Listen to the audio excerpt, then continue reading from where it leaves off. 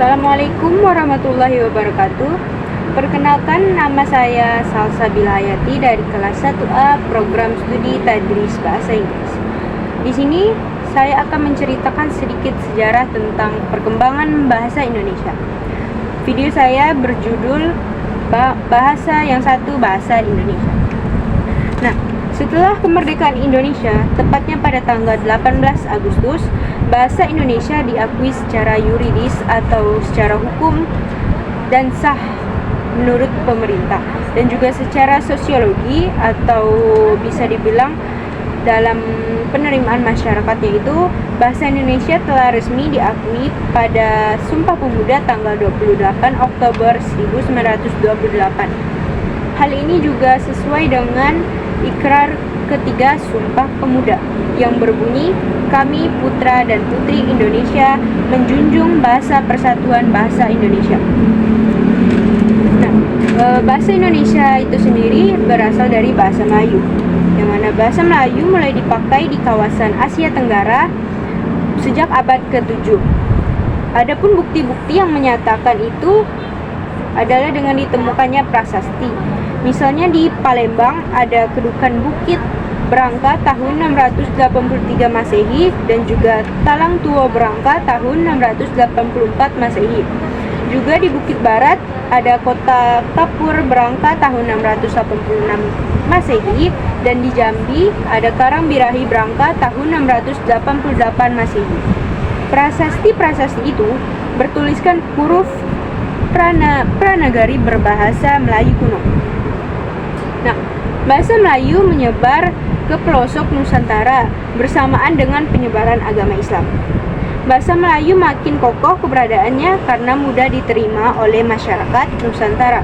Bahasa Melayu itu sendiri digunakan sebagai penghubung antar suku, antar pulau, antar pedagang, juga antar kerajaan.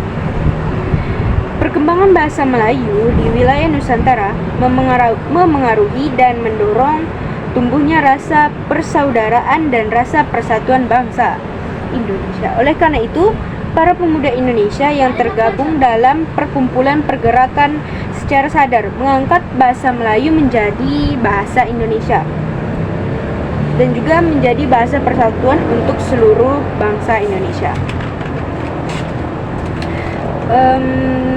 Ada beberapa faktor yang menyebabkan bahasa Melayu dijadikan bahasa Indonesia, yaitu yang pertama, bahasa Melayu sudah merupakan lingua franca atau bahasa pengantar, bahasa penghubung di Indonesia, bahasa perhubungan dan bahasa perdagangan.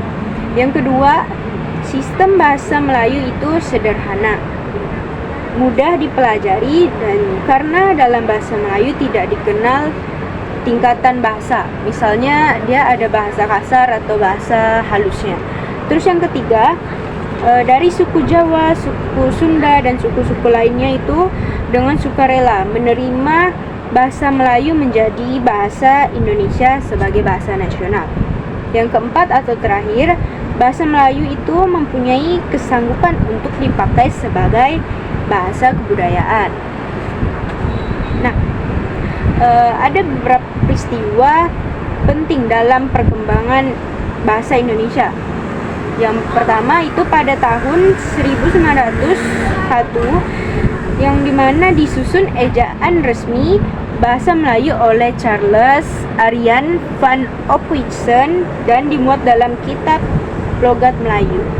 Yang kedua, pada tahun 1908, pemerintah Hindia Belanda mendirikan Komisi for the Folklecture, atau pada masa itu disebut sebagai Balai Pustaka, melalui surat ketetapan Gouvernement, atau pada masa itu adalah pemerintah dalam masa penjajahan Belanda, tanggal 14 September 1908, yang bertugas mengumpulkan dan membukukan cerita-cerita rakyat atau dongeng-dongeng yang tersebar di kalangan rakyat, serta menerbitkannya dalam bahasa Melayu.